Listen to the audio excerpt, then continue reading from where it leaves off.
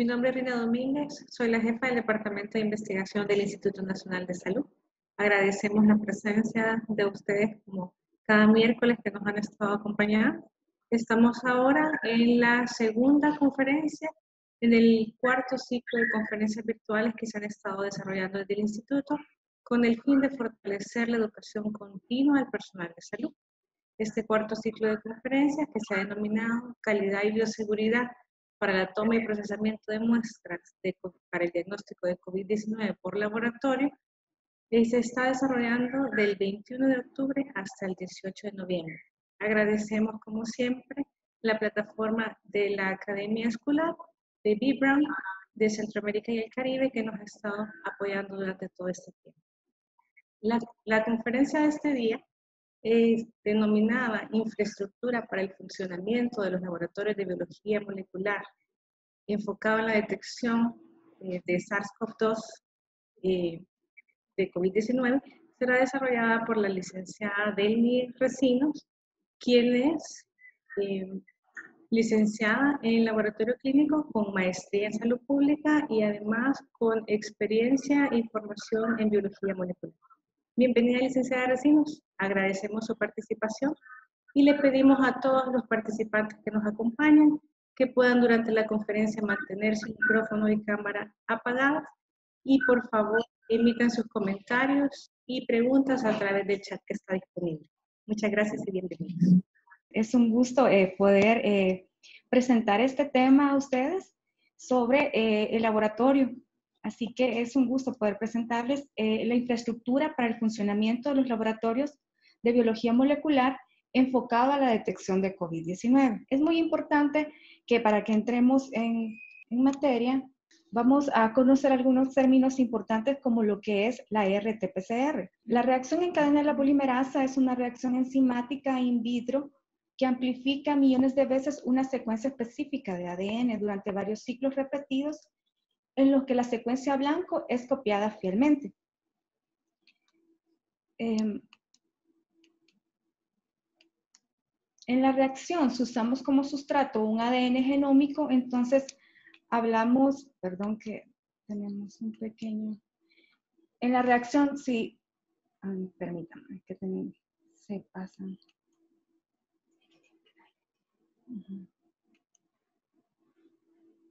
Ok, hoy sí estamos bien.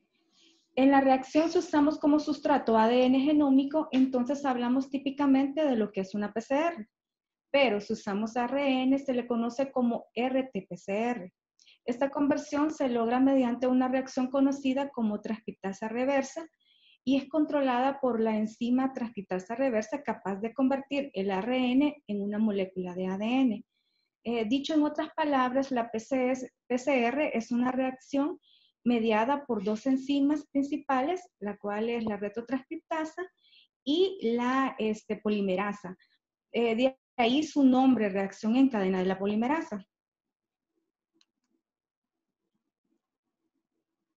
El diagnóstico molecular de COVID-19. Bueno, todos sabemos que en la pandemia, en enero del 2020, la OMS recomendó a los países realizar la detección molecular del SARS-CoV-2 mediante la metodología RT-PCR en tiempo real, en muestras de las vías respiratorias, ¿verdad?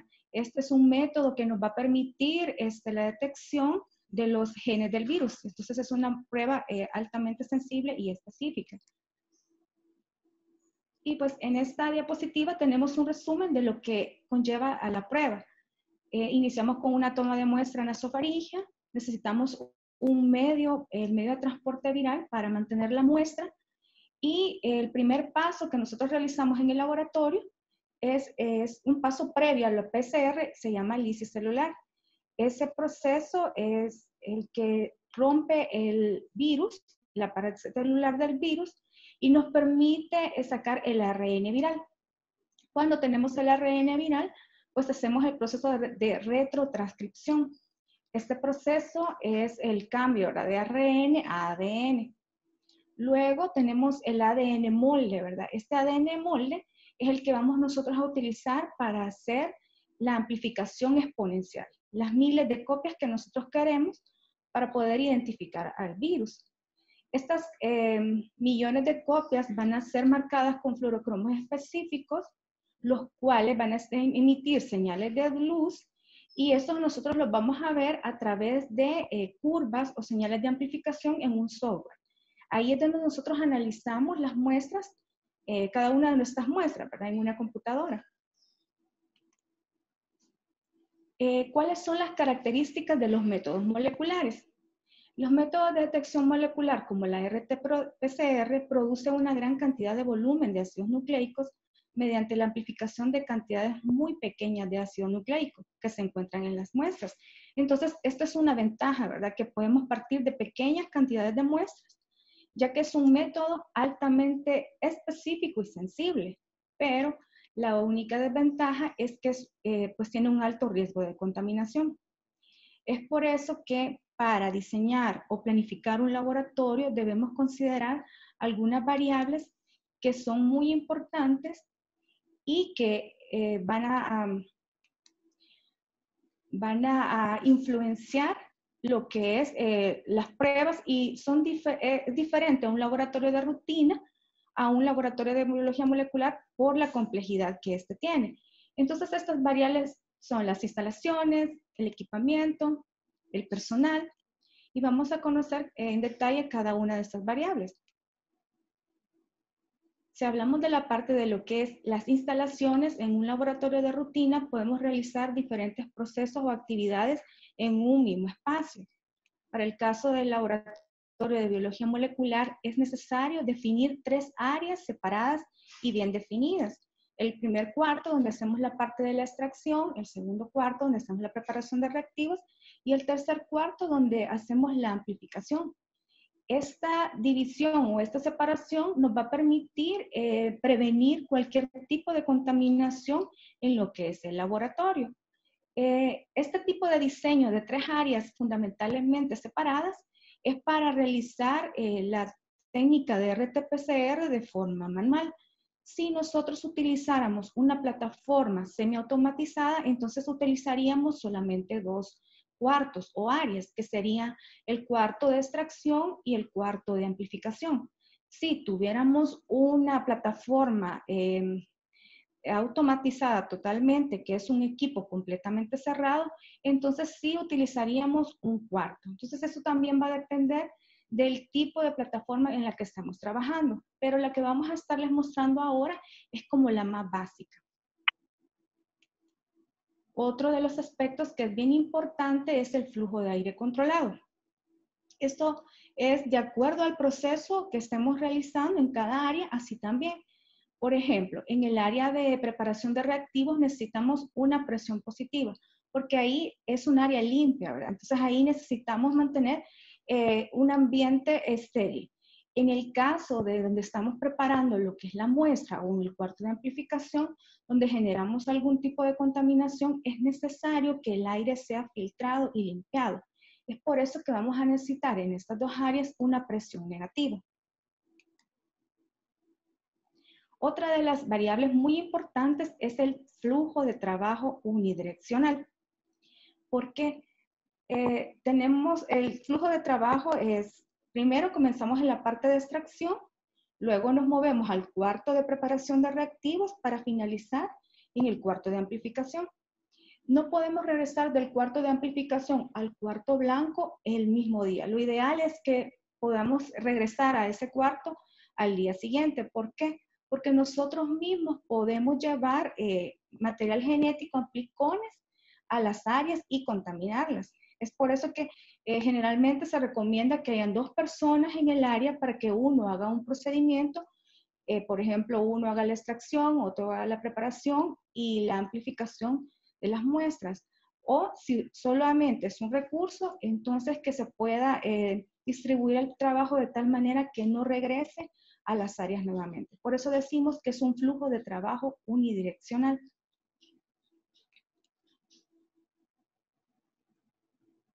Otra de los aspectos a considerar es el nivel de bioseguridad. De acuerdo a la OPS, los laboratorios se clasifican de acuerdo a la evaluación del riesgo, las prácticas y el equipo.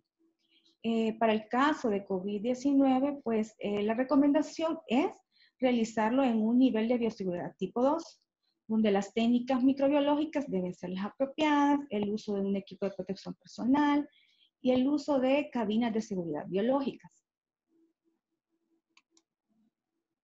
Otro de los aspectos importantes es la parte de lo que es los equipos, reactivos, materiales y el equipo de protección personal.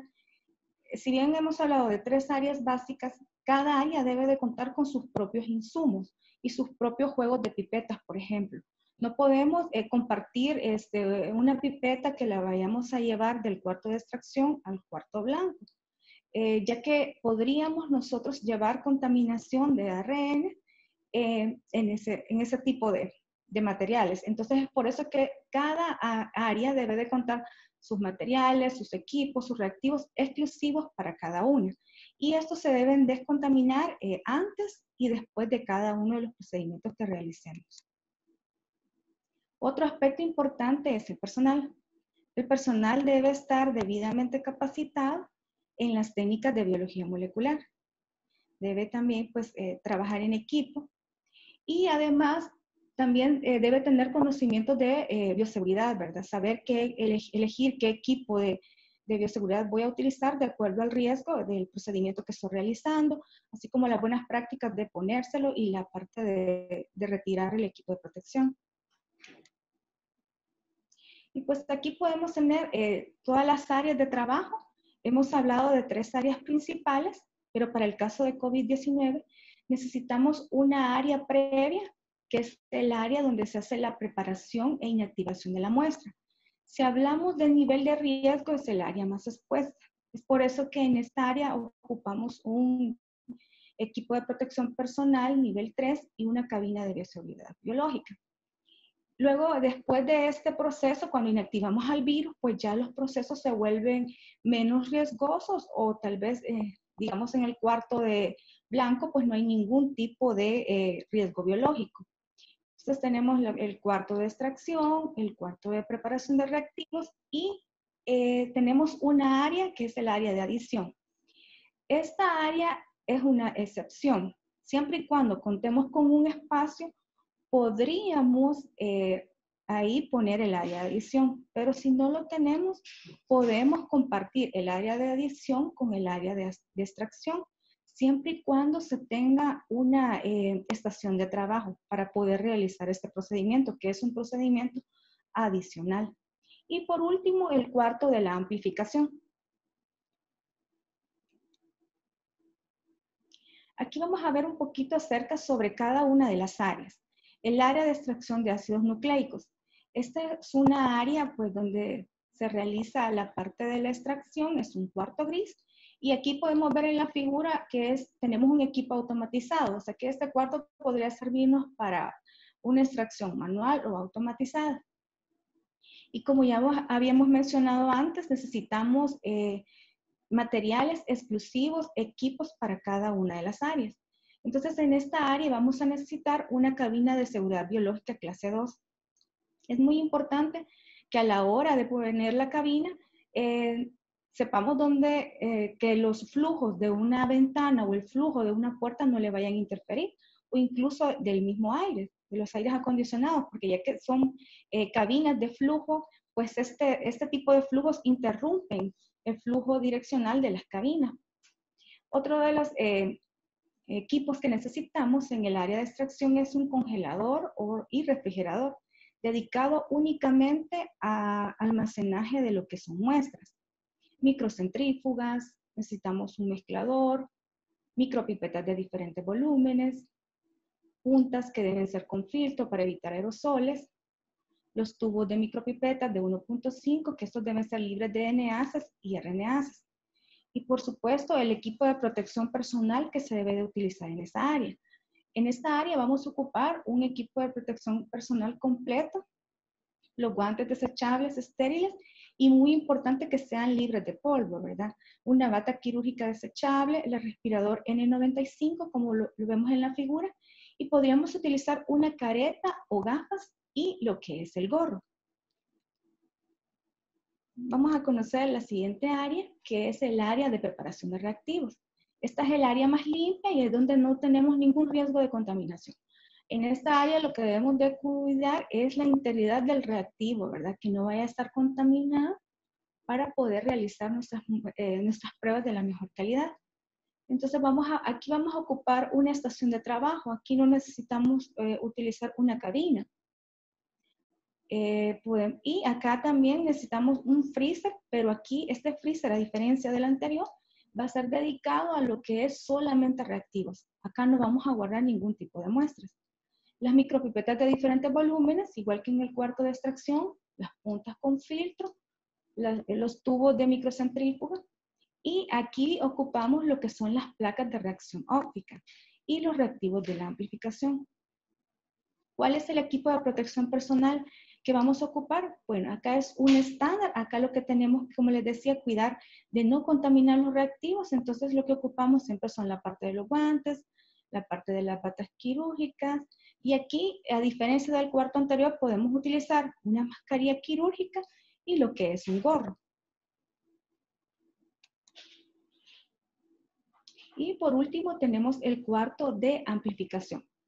Este es el cuarto donde está la parte de los termocicladores. La imagen nos presenta los equipos de tiempo real, de PCR en tiempo real. Y pues lo que vamos a ocupar aquí es una microcentrífuga de placas, el sistema de PCR en tiempo real, la computadora para el análisis de los resultados. Y pues en esta área es muy importante que no vayamos a llevar ningún tipo de reactivo, ¿verdad? Porque es una área altamente contaminada. No contaminada en el sentido de un riesgo biológico, sino en los productos del PCR, ¿verdad? Que como ya hemos dicho, nosotros podemos generar muchos amplicones que nos pueden contaminar lo que son las muestras. El equipo de protección personal aquí pues es menos que básico porque bueno, ocupamos lo que son los guantes, podemos ocupar una bata de laboratorio o una descartable, la mascarilla quirúrgica y el gorro. Algunas recomendaciones generales para evitar la contaminación de reactivos, equipos de laboratorio y del área de trabajo al realizar experimentos para evitar la generación de resultados falsos positivos son estas algunas recomendaciones. Mantenga equipos y suministros dedicados para el montaje del ensayo y la manipulación de muestras y ácidos nucleicos extraídos. Como ya dijimos, es importante que cada área tenga exclusivamente sus reactivos, sus insumos y sus equipos de protección personal. Usar guantes desechables sin talco y cámbiese los guantes siempre y cuando se sospeche una contaminación. Eso es muy importante, ¿verdad? El cambio de guantes las veces que sea necesario. Mantener los reactivos y los tubos de reacción tapados o cubiertos tanto como sea posible. Esta es una práctica de biología molecular. Estar abriendo los tubos y cerrándolos cada vez que nosotros servimos algún reactivo. El área de trabajo y las pipetas deben descontaminarse con hipoclorito de sodio al 10% y etanol al 70% para minimizar el riesgo de contaminación por ácidos nucleicos. El ARN debe mantenerse en bloques fríos o en hielo durante la preparación y uso para asegurar la estabilidad. Sabemos que el ARN pues, es muy lábil y por lo cual debemos de trabajar todo en bloques fríos. Desecha las muestras humanas de acuerdo con las regulaciones locales, estatales y federales.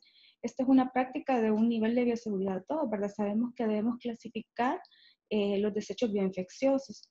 Y por último, es importante evitar la contaminación de reactivos, equipos de laboratorio y del área de trabajo al realizar experimentos. Esto es para evitar la generación de resultados positivos.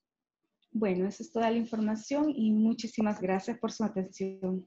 Muchas gracias, licenciada Recinos.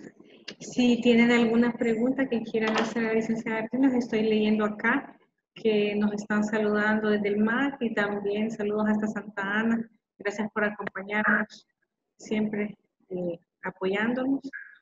Si hubiera alguna pregunta, podemos darle un espacio en estos momentos.